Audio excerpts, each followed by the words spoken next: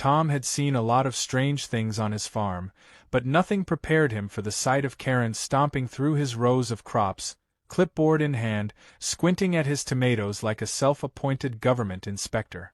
The sun blazed overhead, her neon-pink sun visor casting a ridiculous glow over her scowling face as she reached down and plucked a pepper straight from the vine. He didn't even have time to shout before she took a dramatic sniff, scrunched her nose, and dropped it like it was contaminated. "You call this organic?" she scoffed, scribbling something furiously on her clipboard. "I read online that farmers like you use all sorts of things." Tom stood frozen for a second, unsure whether to laugh or demand an explanation. Instead, he took a slow, deep breath. "Karen, what the hell are you doing on my farm?" She turned, her face filled with righteous indignation, as if he was the one trespassing. Inspecting. He blinked. "For what?" "For the safety of the neighborhood," she said matter-of-factly, as if she had been elected by the local government. "These crops are right next to our property line, and I have reason to believe there may be questionable substances involved." Tom wanted to laugh, but Karen's dead-serious expression made it clear she wasn't joking. This woman had been his neighbor for 3 years, and in that time she had complained about everything, from the color of his barn to the unnatural sound of his cows at dawn. But this was a new level of insanity. "That's ridiculous," he said, folding his arms. "You can't just waltz onto my property and start—" "Oh, but I can," Karen interrupted, holding up her clipboard like it was an official warrant. "According to the Homeowners Association guidelines, any potentially hazardous agricultural activity can be subject to investigation by concerned residents." Tom snorted. "Karen, you live in a suburban cul-de-sac. I live on a farm. The HOA doesn't control what I do on my land." She narrowed her eyes, looking at him like he was a misbehaving student. "You'd be surprised what a little collective action can do, Tom. I already have a few neighbors on board, and we'll be taking this to the next meeting." Tom clenched his jaw. He could already picture the ridiculous HOA hearing, with Karen standing in front of the board, making exaggerated claims about his suspiciously lush lettuce or unnaturally large zucchinis. He didn't have time for this nonsense. He had actual work to do. Karen, however, wasn't done. She crouched down, pinched a handful of soil between her fingers, and let it trickle through her hands like some kind of expert. Then, with a disgusted expression, she wiped her hands on her pristine white capri pant. "Ew," she muttered. "Feels, chemically." Tom ran a hand down his face, patience thinning by the second. "That's dirt, Karen." "Is it?" she shot back. "Because I've been doing research, and I know all about the things farmers use these days. You'd be surprised what they sneak into the soil. Pesticides, hormones, genetically modified." "I grow organic," Tom interrupted, exasperated. "Always have." Karen gave him a skeptical look, then bent down and poked one of his tomatoes. "Well, I suppose I'll have to take a sample for testing." That was it. That was the moment Tom decided she needed to be taught a lesson. He had spent years dealing with Karen's nonsense, but if she wanted to treat his farm like a personal science experiment, he was going to make sure she regretted it. Casually, he turned toward his tool shed, making a show of checking his watch. "Well, if you're going to be here a while, let me just finish setting up today's irrigation schedule." Karen barely acknowledged him, too busy jotting notes in her ridiculous clipboard. Tom walked to the control panel for his sprinkler system, a system he had upgraded last summer after noticing how well it deterred deer from his crop. The best part? It was motion-activated, covering every row of vegetables with a powerful, high-pressure spray. A smirk tugged at the corner of his mouth. He toggled a few settings, ensuring the sprinklers would activate at maximum pressure the moment he stepped back. Then, he turned and strolled back toward Karen, who was now squinting at a row of cucumbers like they held government secrets. "Karen," he called, suppressing a grin. "You might want to move." She barely looked up. "Excuse me, But I'm conducting important research. Tom shrugged. Suit yourself. The sprinklers erupted. A sudden, violent blast of water shot up from the ground, drenching Karen from head to toe. She shrieked, flailing as powerful jets pounded her designer blouse, sending her sun visor flying into the mud. The clipboard, her precious clipboard, went soaring through the air before landing with a wet splat in a puddle. "What is happening?" she screamed, spinning in circles as the sprinklers rotated, hitting her from every angle. Tom pretended to look surprised, biting the inside of his cheek to keep from laughing. "Oh wow," he said. "Didn't expect that." Karen stumbled backward, slipping in the mud, arms pinwheeling before she landed flat on her but in a freshly watered patch of soil. The sight was glorious. "You did this on purpose," she screeched, struggling to stand as water continued to pummel her. "Now, Karen," Tom said, feigning innocence, "you know I have to keep my crops properly irrigated. It's a farm, after all." She tried to storm off, but her shoes were caked in mud, and her once pristine white pants were now a soaking, brown-streaked disaster. Furious and humiliated, she pointed a trembling finger at Tom. "This isn't over," she hissed before slipping again, barely catching herself before falling face first. Tom just watched, arms crossed, as she finally managed to stumble away, leaving a trail of wet, muddy footprints behind her. As she disappeared down the road, Tom turned back toward his field, inhaling the fresh scent of damp earth and victory. The sprinklers shut off automatically, the water dripping from the leaves like gentle applause. Tom grinned.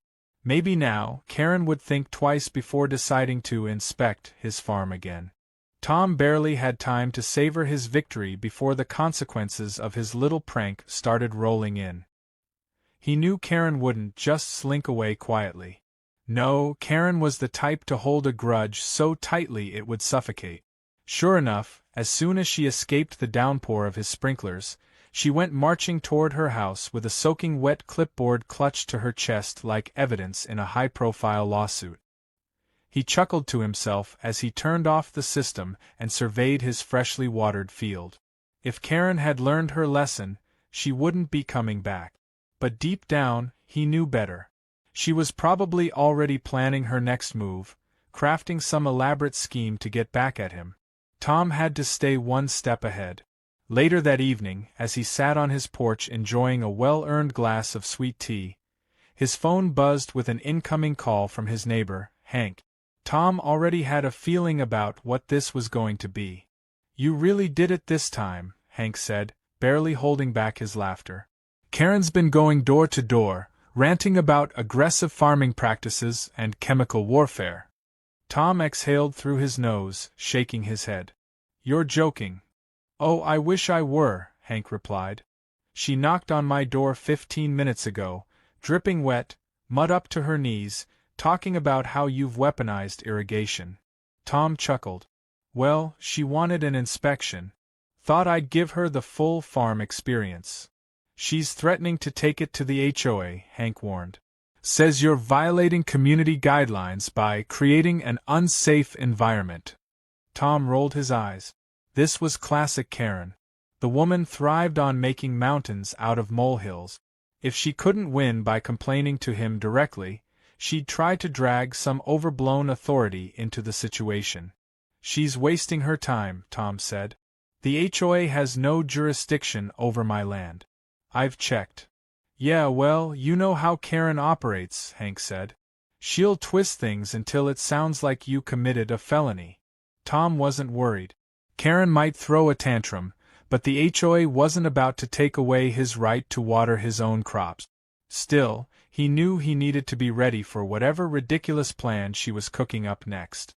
Sure enough, the next morning, a black SUV pulled into his driveway, and out stepped Mr. Grayson, the head of the HOA. He was a man in his late 50s, always dressed like he was heading to a board meeting even if he was just picking up his mail. He adjusted his tie as he approached, a clipboard of his own tucked under his arm. Tom sighed, setting down his shovel as Grayson stopped just short of the porch. "Let me guess," Tom said. "Karen sent you." Grayson cleared his throat. I received multiple complaints. Multiple? Tom raised an eyebrow. Or just one very loud one? Grayson ignored the comment, flipping through his papers. It seems there's been an incident regarding excessive water usage, public safety concerns, and targeted harassment. Tom laughed. Harassment? She trespassed on my farm, destroyed my crops, and started digging through my soil like she was on a crime scene investigation. Grayson gave a non-committal hum.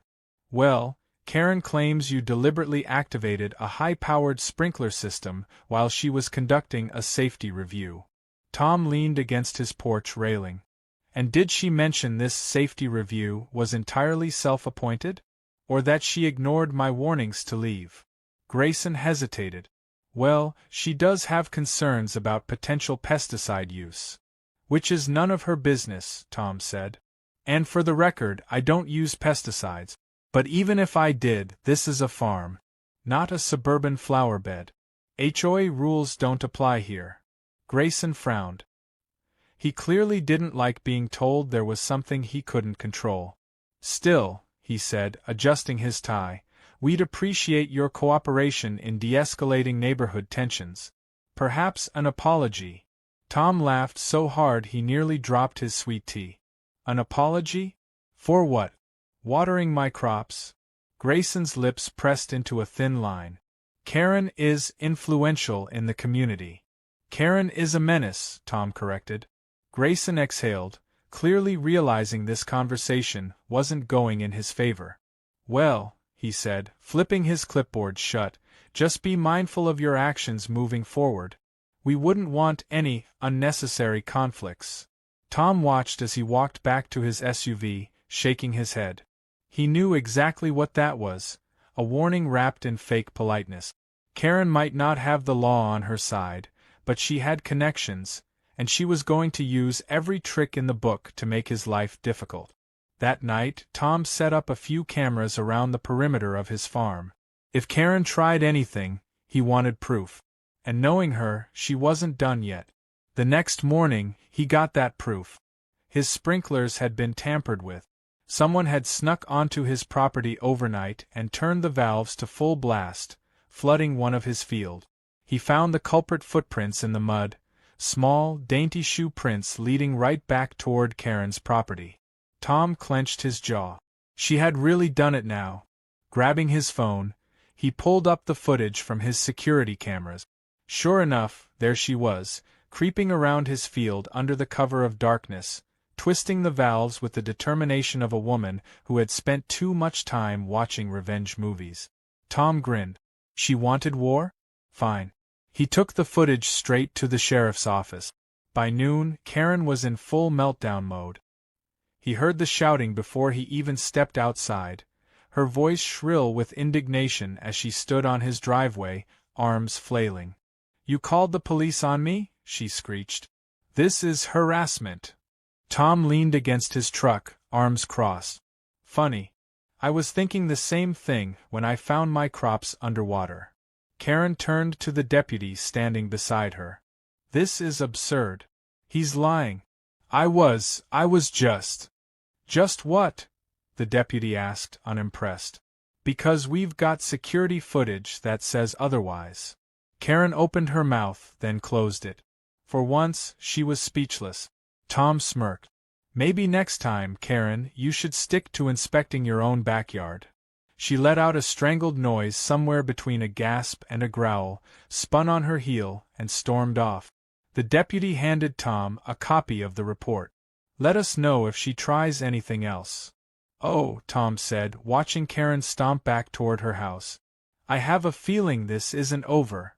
Tom knew Karen wouldn't let things go easily, but even he wasn't prepared for just how far she was willing to take her vendetta. For the next few days, she was surprisingly quiet, which in itself was a bad sign. Karen wasn't the type to admit defeat. She was the type to retreat, regroup, and return with an even more ridiculous plan. Sure enough, the first sign of trouble came in the form of an official-looking letter from the HOA, stuffed into his mailbox like a ticking time bomb.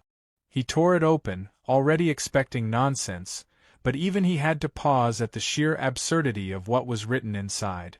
According to the letter, the HOA had decided that his excessive water usage and unregulated farming practices were in violation of community standards. Effective immediately, he was being fined for creating an environmental hazard. The penalty? $5,000. Tom laughed out loud, standing in the middle of his driveway with the letter in hand. It was so ridiculous he had to read it twice. $5,000? For watering his own crops? He could already see Karen's smug face in his mind, picturing her sitting at home, sipping her overpriced tea, thinking she had finally won. But she hadn't won. Not by a long shot. Tom drove straight to the HOA office, storming in with the letter in hand. The receptionist gave him a nervous glance, but barely had time to react before Mr. Grayson emerged from his office, looking entirely too pleased with himself. "I assume you received the notice," Grayson said, his tone as smug as his neatly combed hair. Tom didn't even bother sitting down. "You can't fine me for watering my own farm." Grayson adjusted his tie. "The board has reviewed the complaints and determined that your irrigation system is excessive and could negatively impact local water supplies." Tom scoffed. "Since when does the HOA control water rights? Last I checked, I wasn't part of your little cul-de-sac." Grayson gave a condescending smile. "The HOA is responsible for ensuring harmony in the community. Multiple complaints have been filed." "Let me guess," Tom interrupted. "All from Karen?" Grayson cleared his throat but didn't deny it. Tom shook his head, exhaling slowly to keep his temper in check. "You do realize I have security footage of Karen trespassing on my farm? And now you're trying to fine me based on her nonsense." Grayson's smirk faltered just slightly. Tom took a step closer, lowering his voice. "I also did some digging. Turns out Karen's property line is not exactly where she thinks it is. She built part of that fancy fence of hers on my land. Legally, she's trespassing every single day." Grayson's face twitched.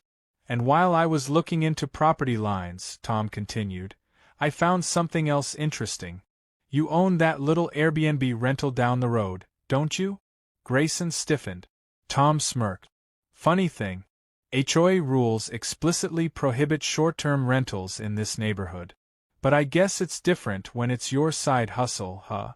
Grayson's jaw clenched. Tom folded the letter in half, tucking it into his pocket. "Here's what's going to happen. You're going to drop this ridiculous fine. Karen is going to stay off my land. And in return, I won't file official complaints about a certain illegal fence and a certain little rental operation." Grayson adjusted his tie again, swallowing hard. "I'll review the complaint." "Yeah," Tom said. "You do that." The next morning, the fine disappeared. No official notice. No explanation. Just gone, as if it had never existed. A few days later, Tom stepped outside to find a construction crew tearing down part of Karen's fence. She was standing on her lawn, arms crossed, watching furiously as they dismantled her expensive landscaping. Tom took a slow sip of his coffee, enjoying the show. Karen spotted him and stormed over, her shoes crunching against the gravel of his driveway. "I hope you're happy," she snapped. Tom smiled. "Oh, I am," she huffed, pointing a manicured finger at him. "You think this is over?" "I know it is," he replied. Karen opened her mouth to argue but seemed to think better of it. Instead, she turned on her heel and stomped back toward her house, muttering under her breath. For the first time in a long while, Tom felt genuine peace settle over his farm. No more unsolicited inspections. No more surprise sprinkler sabotage. No more HOA nonsense. Still, just in case, he installed a few extra sprinklers near the fence line. For pest control.